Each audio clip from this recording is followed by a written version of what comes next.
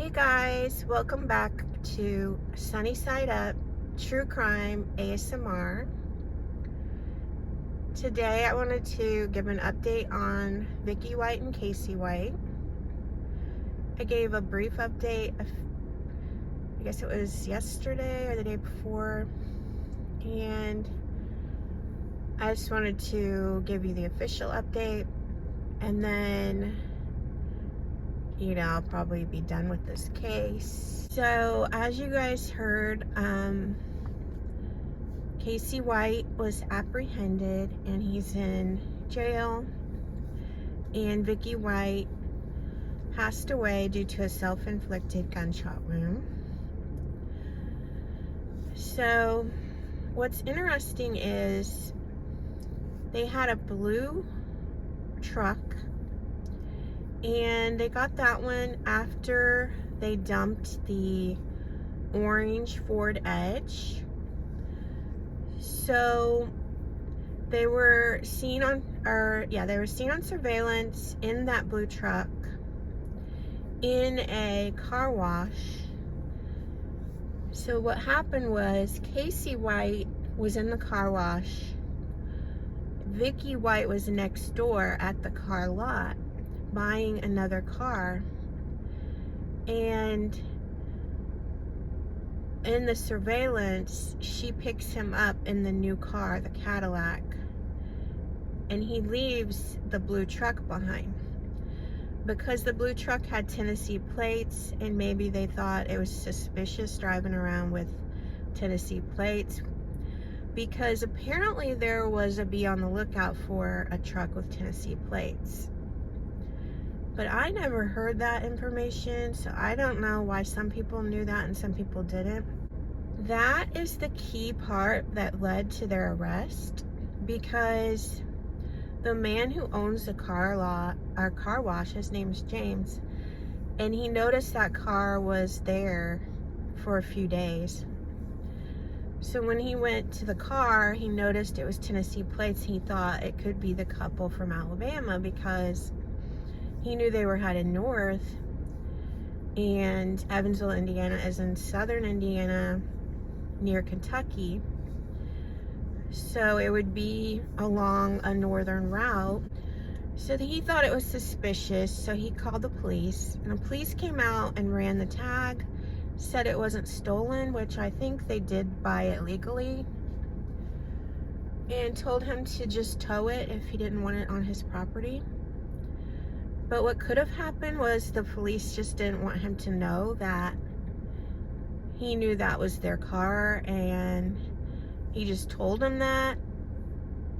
Because a lot of people are like, why didn't the police notice that it was their car? And I think it's basically, maybe they did, they just don't tell everything they know to just everybody. So he called the tow truck. And then this was on a Tuesday, May 3rd. So like a little bit later, the federal marshals called and said, you have their truck. And he said, yeah, I have them on video. I have her picking him up in the Cadillac. So that gave the marshals an idea of what kind of car they were in. So then they do their thing. They have their way of canvassing an area looking for a certain car. We don't know everything they do, but they found it at a motel on Highway 41 in Evansville, Indiana. And they started, and all this is like,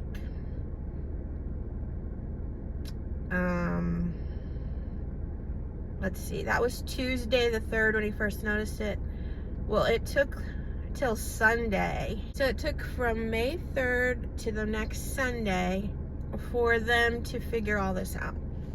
So basically, Vicky and Casey were in Evansville, Indiana from May 3rd until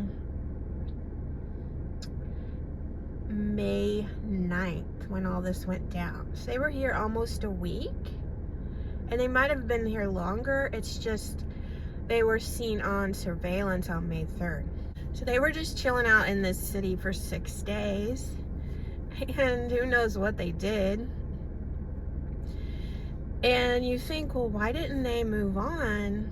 Why did they stay in the city? But then you think, like, if you go 6 days and nobody knows you're here, you think, well, maybe we could just stay here, you know, longer. I don't know if, because I hear they were keeping up with social media, and the word started getting out about this car wash owner that he had surveillance of who he thought was Casey White, and that started getting out around town. So she might have heard that they were onto them.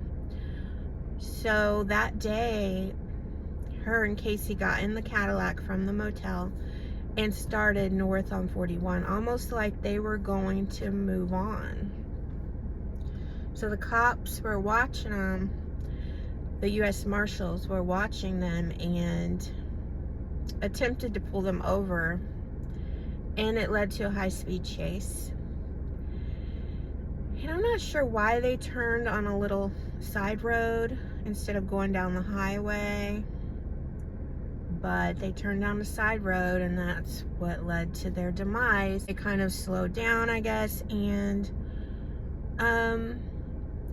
one of the marshals ended up having a wreck with them to stop them, and that's when Vicky shot herself. And Casey got out and said, my wife shot herself, please help her.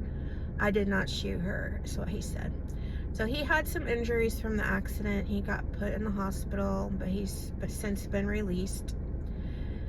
And she sadly passed away. And I do think it's sad she passed away, because that she felt that was her only option, I feel is sad. And somebody said she'd probably only get like 15 years. So she could still get out in time to, you know, still have a life. But,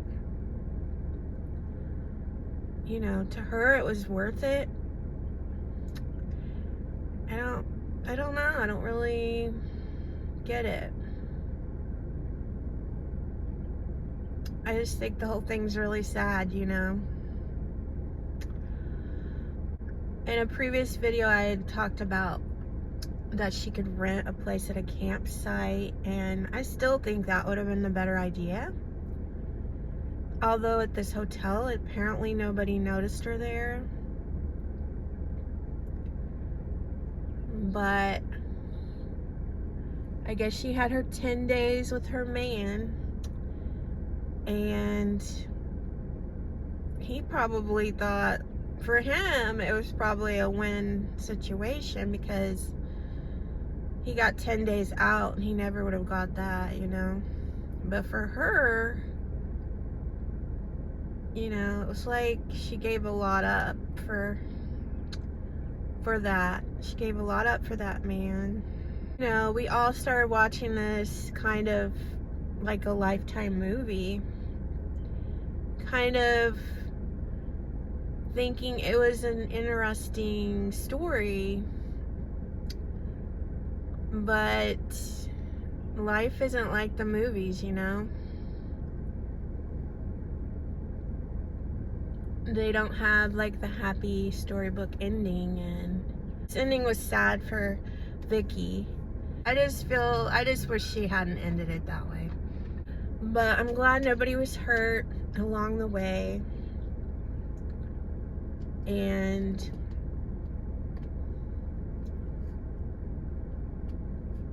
you know, maybe it'll be a lesson to somebody who is in love with an inmate.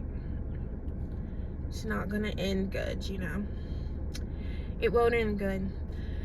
So I just want to give you this update because it's been a wild few days and I've not covered a case that was ongoing before, but it is kind of fun to do because there's twists and turns and you have to give updates and stuff. Now, I did give I did have a case that was current with a child that was found in a suitcase.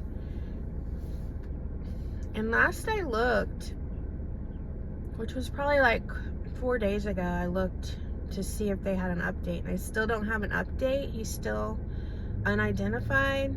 I did see some other true crime people did cover this case.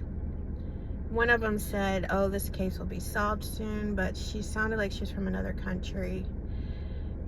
And I don't think she realizes in America, something that seems so simple, like a child missing and found in a suitcase, you would think would be solved because someone would be missing that child, but you know, nobody reports him missing. I don't necessarily think it will be solved. I mean, I don't know. Sometimes cases like that never get solved, but I hope it does get solved. I'm just saying, like, it's not a case I would say, oh, it's gonna get solved soon. No.